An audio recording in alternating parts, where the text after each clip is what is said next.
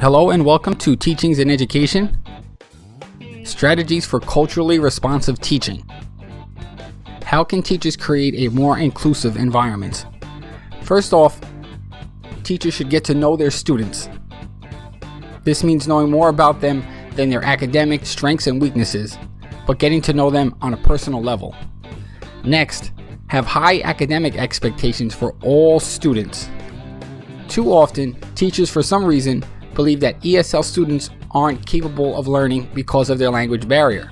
This does a disservice to them. Provide opportunities for these students to speak English. The more opportunities and practice students have to speak English, the better they will become in speaking English. Encourage students to try their best in speaking. Display some of your students' culture in the classroom. For example, if you teach a classroom with mostly African American students, have up some posters of individuals such as Martin Luther King or Rosa Parks. Continuing, incorporate visuals into your lessons. Communication can get distorted between various cultures. However, there can be no confusion when everyone in the classroom is viewing the same thing. Incorporate a multicultural curriculum. This includes teaching from a curriculum that represents the cultural history of the students, and it highlights the most effective teaching methods. Hear your students' stories. Provide assignments such as culture studies where students can talk about their cultures and about themselves to the entire classroom. Next, work to build relationships with parents of your students. The research is out there. Parents of ESL students are not as involved as typical parents. And the last strategy, which is often overlooked, is to get your students' names right. That means being able to pronounce their names, because when you mispronounce their names, they get the feeling that you don't actually care about them. Right now, I would like to say thank you for your time, subscribe to this channel, and like and share.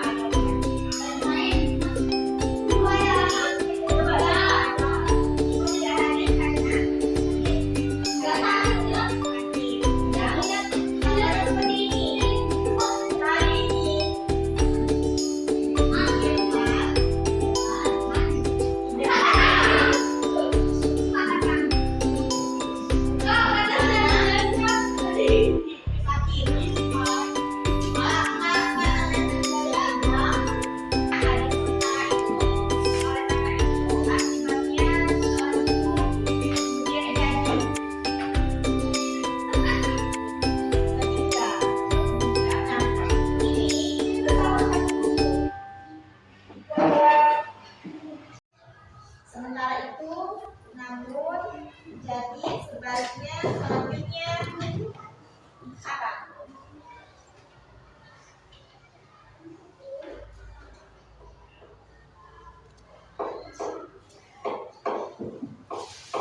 Ini bisa nggak diganti oleh karena itu? Bisa nggak diganti oleh karena itu?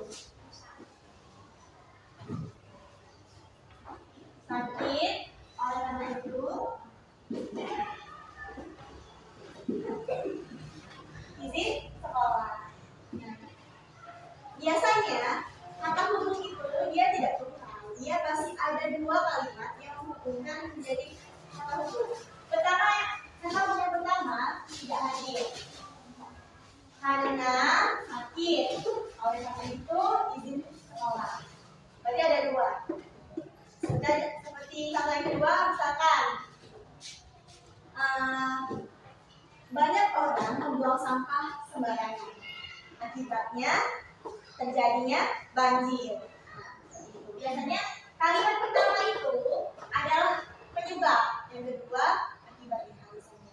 Itulah yang membedakan dari antara kata hubung dan kalimat langsung atau tidak langsung. Kira-kira kalau menurut saudara kemarin, kalimat yang di sini itu kalimat langsung atau tidak langsung? Ada yang masih ingat? Ini kalimat langsung atau tidak langsung? Tidak. Kenapa? Karena Iwan kan tidak hadir. Kita menjelaskan mengapa Iwan tidak hadir. Nah, ini salah satu contoh kalimat yang tidak langsung menggunakan kata hubung oleh karena itu. Ya.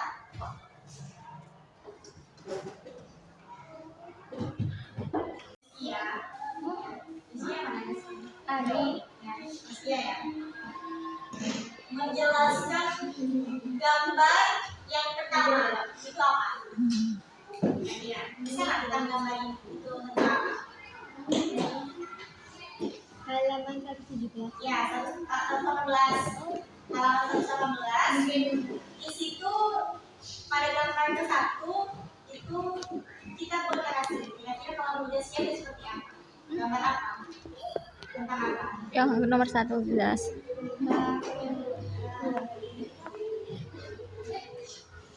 Bentar.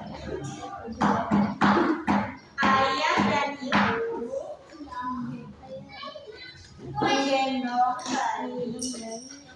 agar ia tidak Nangis. itu contoh kalau Agar. dalam teks eksplanasi. Kemudian yang kedua, coba lihat ibu David. Coba jelasin gambar nomor 2 ini. Gambar yang nomor 2 ini. Nomor 2.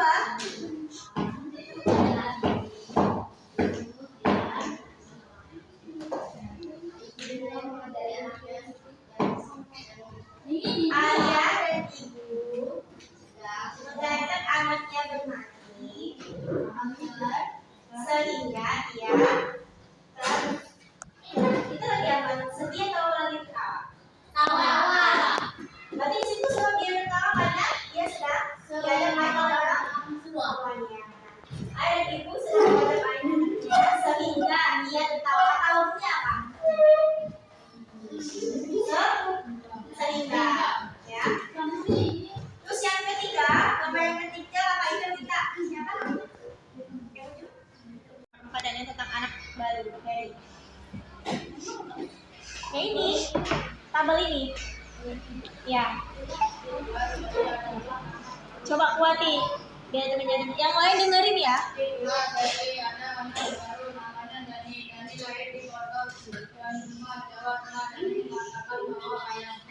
Adalah seorang tentara oleh karena itu ayahnya sering dipindah ditugaskan ke kota lain dan senang sekali tinggal di kota yang baru.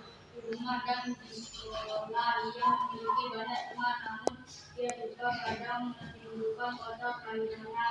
Dan ini masih sering dipilih dan temannya di rumah dan keluarganya juga berencana untuk duduk pada akhir pekan. Nah, dari teks yang dibaca oleh David tadi, di mana letak kata hubung? Ya. Ini kita contoh pakai kata hubung agar ya. Ella menyebutkan bahwasanya agar berbicara serius, kita berbicara langsung.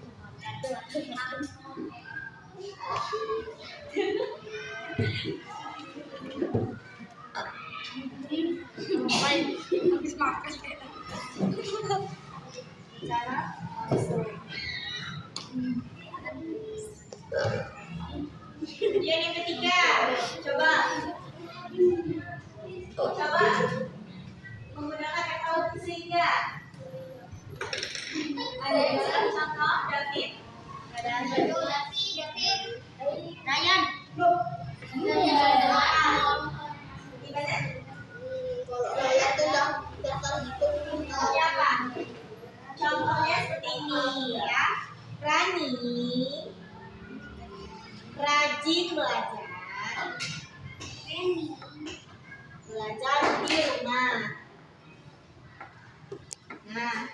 sehingga ia mendapatkan apus. Apus mendapat peringkat. Nah, peringkat di sekolah. Nah, kata hubung ini ya dipakai untuk menghubungkan antar kalimat. Berarti tidak hanya satu, ya. Nanti belajar rumah. Kalimat pertama ya. Sehingga dia mendapatkan kalimat di sekolah.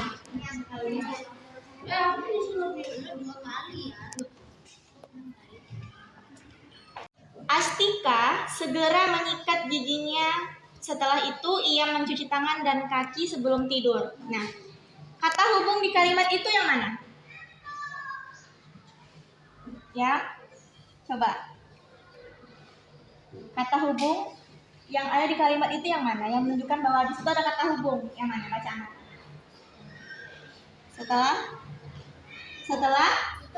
Setelah itu. Ya.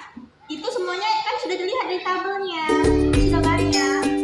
Ada sementara, oleh karena itu, dengan demikian, sampai itu. Salah satu kata hubung antar kalimat yang digunakan. Nah, berikutnya nanti kita akan dengarkan cerita barongsai.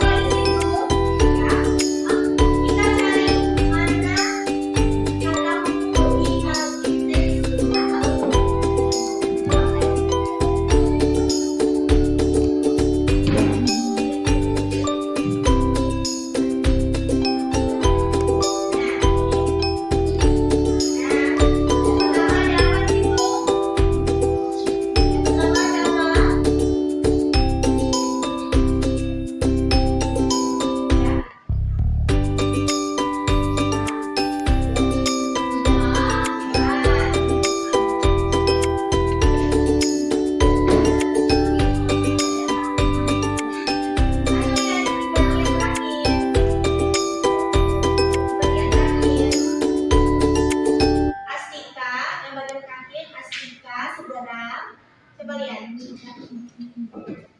Nah, di situ ada apa? Setelah itu. Nah, berarti di situ yang kita temukan kata hubung yang kita temukan pada teks asal usulku itu terlihat pada paragraf terakhir, yaitu Astika segera menyikat giginya. Setelah itu ia mencuci tangan dan kaki sebelum tidur. Berarti yang kita temukan adalah setelah itu. Banyak sebenarnya kata hubung yang kita temukan dalam cerita atau bukan hanya dalam satu teks aja, bisa kita menemukannya dalam teks lain.